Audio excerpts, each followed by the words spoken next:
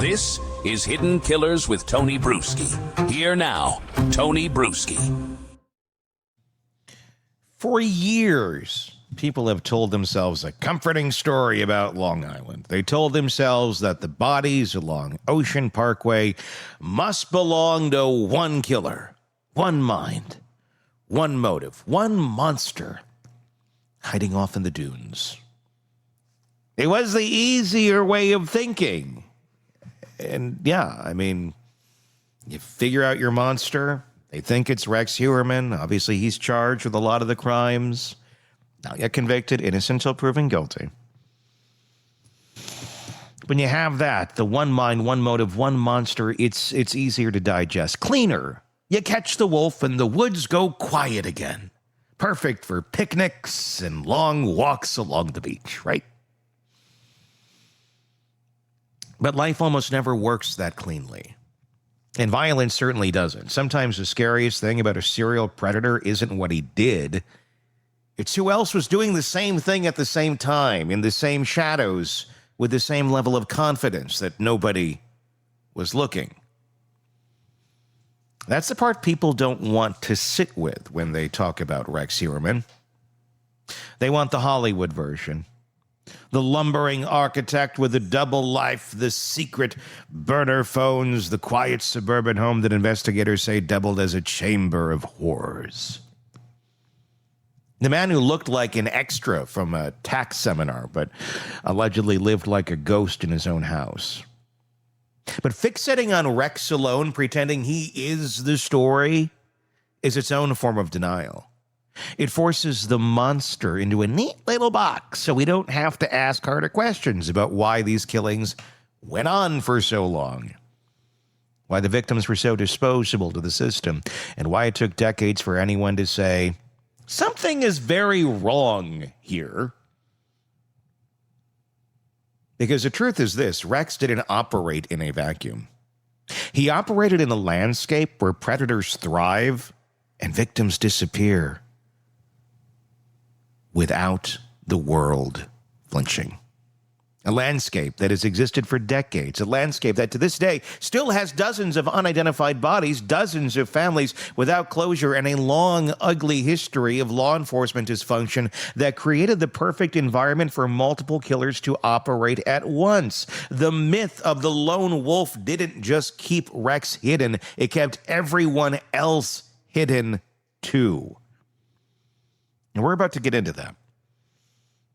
Before we do, if you have not done so already, please do hit subscribe on us if you're listening to us on the podcast platform, or if you're on YouTube, especially YouTube, hit subscribe. We're shooting to get to 100,000 subscribers by the end of the year. We're almost there. We have a little ways to go. We're at about 82, 83,000 right now. With your help, though, with you hitting subscribe, that can make a big difference. Let's see if we can do this before we get into 2026. We're going to get there close, but see if it can help. Please do hit subscribe. And more importantly, comment. Give us your thoughts on all of this in the comment section. You can't talk about Heuermann without first talking about the victims, not just the identified ones, but the women who never got names. The Jane Does found in the underbrush with only partial remains left. The victims whose bones were scattered by weather, animals, or time. The ones whose disappearances were never reported because nobody cared enough to file the report in the first place. People forget how many of these women lived on the margins. Unstable housing, estranged families, addiction issues, survival sex work, the kind of existence where going missing doesn't trigger an Amber Alert. It just triggers a shrug. When you're uncounted in life, you're uncounted in death. And that's exactly the kind of environment predators like Heuermann exploit. Look at the map of Long Island's unsolved homicides. Missing women, unidentified remains. It doesn't look like a single predator's hunting ground. It looks like a battlefield nobody bothered to secure. Bodies left along parkways, bodies near trails, bodies dumped in clusters that don't match each other. Bodies when you buy a brand new mattress this weekend only at Mattress Firm. Okay, I'm kidding. The mattress firm did not make that ad. There's a mattress firm everywhere. What's going on? I wonder the same thing. Anyway, you don't get a body this weekend when you buy a mattress. That's only right after Christmas where you get that. I'm kidding. For years, the official narrative, we're looking for one killer. That narrative held not because the evidence said so, but because the public needed something simple to latch onto. The idea that maybe, just maybe, there could be more than one serial predator working the same coastline at the same time. It was a little too heavy to hold. Just one is enough. And when things are a little too heavy to hold, people don't hold it. But the investigators knew. Anybody familiar with homicide signature knew. The remains found in 2010 and 2011 didn't all fit a single pattern. Some were dismembered, some weren't. Some had been there a decade, some hadn't. Some were wrapped in burlap, others scattered. Some were different killers with different rituals, different motives operating in the same window of time. And Long Island became a dumping ground not because of one man, but because the system made it easy for anyone with violence in their heart and access to a car. So when you think about serial predators, we tend to picture someone sulking in the shadows. But the reality is far more mundane. They walk among us. They go to work.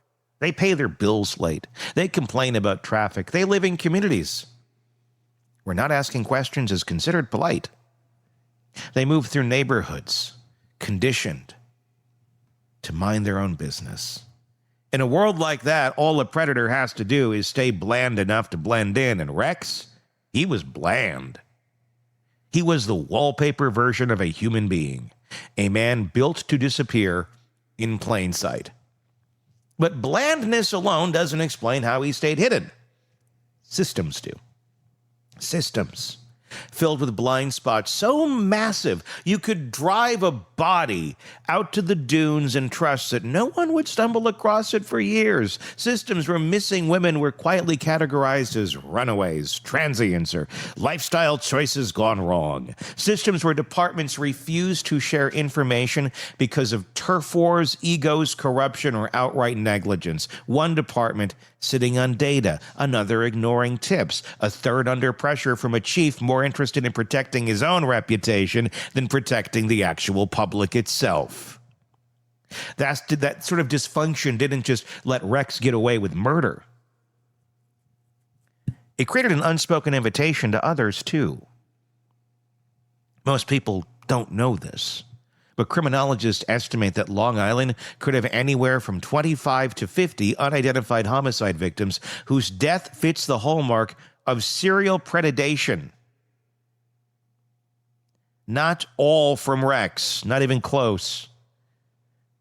Some predate him by decades, some appear to overlap. Some seem to have occurred after he allegedly stopped.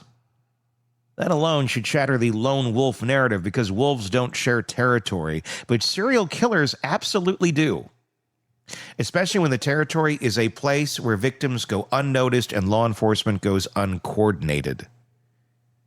And that's the part nobody wants to talk about. That maybe, for years, Long Island was not dealing with one predator, but with a cluster of them, individuals who didn't know each other, didn't work together, didn't operate as some conspiracy, but who all benefited from the same ecosystem of silence. The same blind spots, the same lack of urgency around missing women who weren't from the right neighborhoods, the same fragmented agencies that turned the search for predators into a bureaucratic scavenger hunt. When law enforcement isn't talking to each other, predators don't have to work hard to hide. When victims are marginalized, predators don't have to try hard to choose them. When the public is encouraged to see S-workers as reckless instead of vulnerable, predators get a green light. When police chiefs are more concerned with political optics than cold cases, predators get time. And when families are too ashamed, scared, or distrustful to file missing persons reports, predators don't just get victims, they get invisibility. That invisibility is what Rex allegedly used to his advantage. But here's a part that should make everyone's skin crawl. If he used it, others used it. Others probably still are, because nothing about Long Island magically became safer the day Rex was arrested. The dunes didn't transform, the highways didn't rearrange themselves, the vulnerabilities didn't evaporate, and the women who walk the same streets tonight face the same dangers the victims faced years ago. You want to talk about the myth of the lone wolf? The myth is that predators like Heuermann exist in isolation. They don't. They exist because the environment nurtures them. They exist because the system teaches them that certain victims won't trigger alarm bells. They exist because decades of culture and policing built a world where some disappearances spark manhunts and others spark nothing. And they exist because people cling to the idea that monsters operate alone. When history shows again and again, they rarely do. Think about the families who still don't have answers. Think about the cases that never got media attention. Think about the unidentified remains labeled with numbers instead of names. Each of those represents a story that doesn't end neatly. And for decades, Long Island has been a graveyard of unfinished stories. That's not because of one man. That's because of a pattern. Heuermann's arrest brought closure for some families, but it also exposed the incompleteness of the larger narrative, because for every victim tied to him, there are others whose murders don't fit his profile, others whose remains were found in the same general vicinity, but with entirely different forensic signatures, others whose cases were barely investigated at all. And if we truly want justice, we can't stop at the man being held in a jail cell right now. We have to look at the forest, not just the one wolf you caught. You want to know how many other killers might still be out there? Look at the gaps. Look at the bodies with no perpetrator linked. Look at the timeline clusters that don't make sense if only one offender was in play. Look at the cases dismissed as drug-related, as if being vulnerable makes someone's death less suspicious.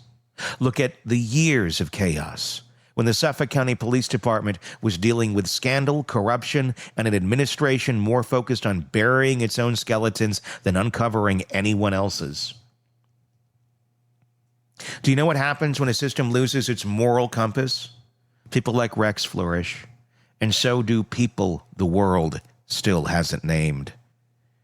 And that's where this conversation needs to go, not just to what Rex did, but about the system that enabled it, about how the classification of certain women at high risk somehow doubles as permission to investigate their disappearances with half the intensity, about why families had to fight to be heard, about why police chiefs treated their image as the priority, about why certain cases fell through the cracks so quietly you'd think the cracks were designed that way. Some people say that even the idea of multiple killers on Long Island feels too dark, too cynical, too bleak. But is it cynical?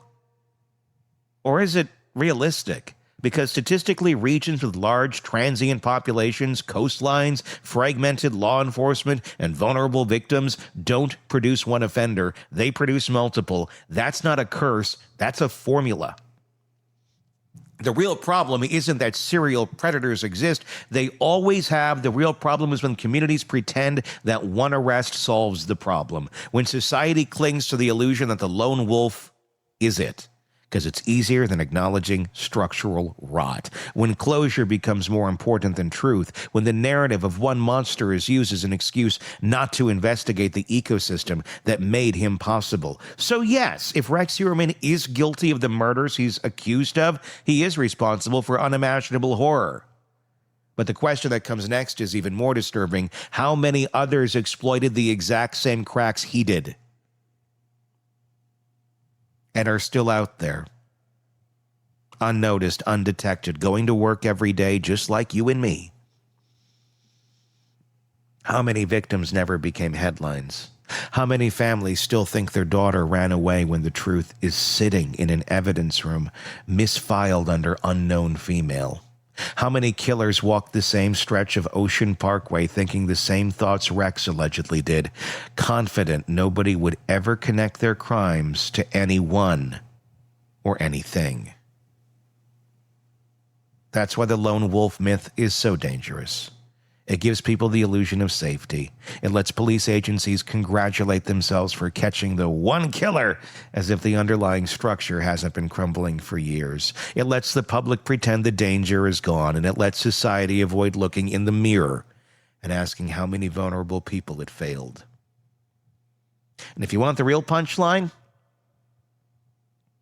it's that systems often like the lone wolf myth because it takes the spotlight off them. One predator is responsible for everything, then agencies aren't responsible for decades of oversight failure. If one monster created all the carnage, then no one needs to examine why those cases weren't solved sooner, or why tips were ignored, or why families were dismissed, or why vulnerable women were collateral damage in a system that didn't value their lives enough to protect them. But we can't afford that lie anymore. Not when the truth is sitting right there staring back. Long Island's problem wasn't one man. It was the ecosystem that hid him, and that still hides others to this day. Justice doesn't come from catching a single lone wolf. It comes from controlling the forest, from changing the culture that let predators pick their victims without resistance, from demanding accountability in departments that once turned a blind eye, and from giving dignity to the cases that were ignored, and from acknowledging that the danger never ended. It simply changed shape. Because catching Rex Heuermann doesn't mean the woods are safe. It just means that one shadow finally stepped into the light. And the question nobody wants to ask is, how many shadows are still out there, watching the tree line, waiting for the world to look away again? Your thoughts in the comments section on YouTube. I'd love to hear them. If you're not already there, search Hidden Killers with Tony Brueski so you can join us there and give us your feedback. I'm Tony Brueski. We'll talk again real soon. Want more on this case and others? Then press subscribe now and don't miss a moment of true crime coverage from Tony Brueski and the Hidden Killers podcast.